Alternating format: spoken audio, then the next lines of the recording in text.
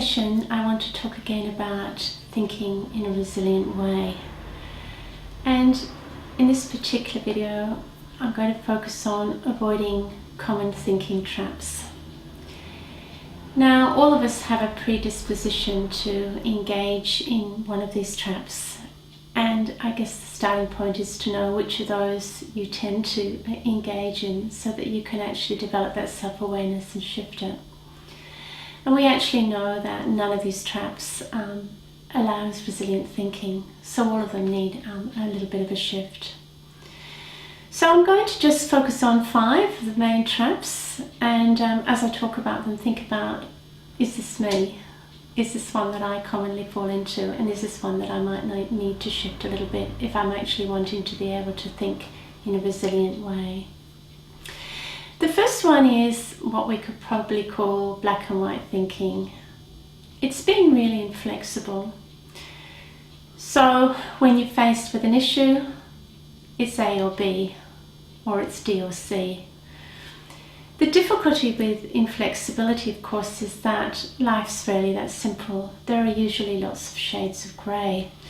So if you are someone who tends to be quite black and white, it's really important that you start to look at the fact that there might be shades of grey, and there may be areas in which you need to be a little bit more flexible, areas in which you might need to listen to other opinions and take those into consideration rather than be very fixed.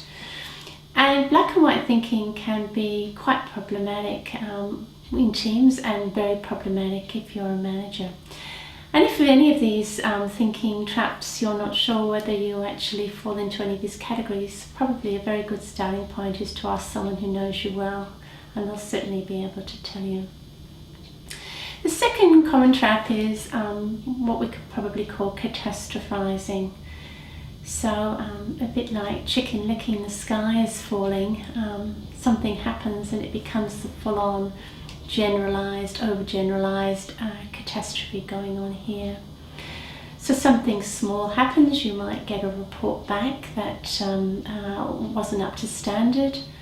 All of a sudden you're straight into, they're never happy with what we do, I can never do anything right, taking a very small thing into something bigger than it is. So in situations like this, there's a couple of things you can do. I think the first one is, what is the very worst thing that could happen here? And in most cases, that very worst thing is quite minor. And the second one really is about getting some perspective on it. Really, is that true? Is it really true that everything I send up is rejected? Is it really true that everybody thinks we're hopeless here? Those overgeneralizations are really not useful, particularly when you're under pressure and you're under stress. So are you a catastrophizer? The next one is blaming. You may have worked with people who never seem to take responsibility when things go wrong.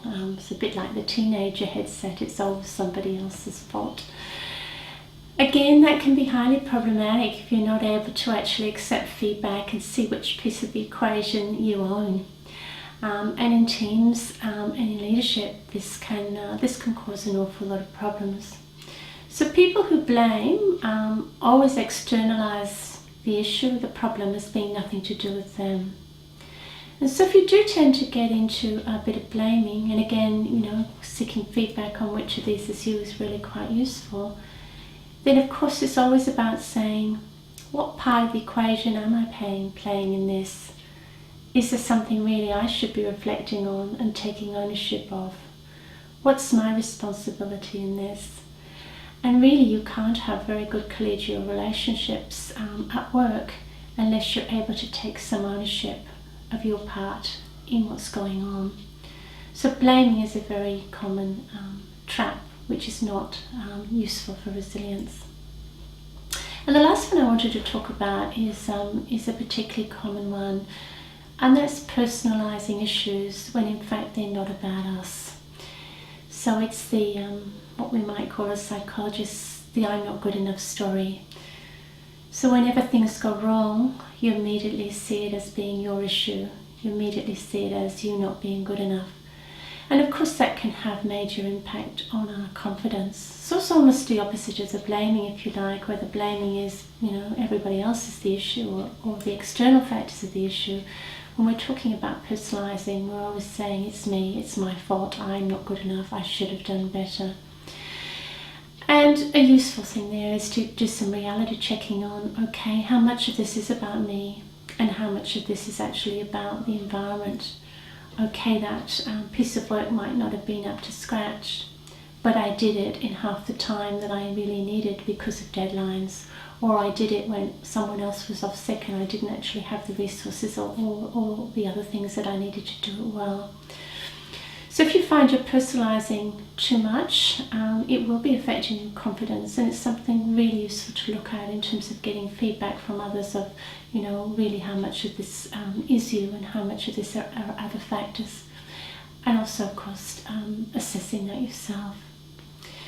So resilient thinking then involves knowing the thinking traps and making sure that you, if you do fall into any of these, actually switching in terms of the way you're thinking. So if it's blaming, there's shifting into, okay, what can I do? What's my part of the equation?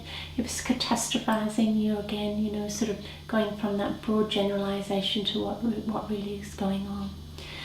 And you'll actually find that if you have an awareness of this and you can adjust that, then you'll find that your attitude and your thinking when you're under pressure and when you have setbacks is far more resilient.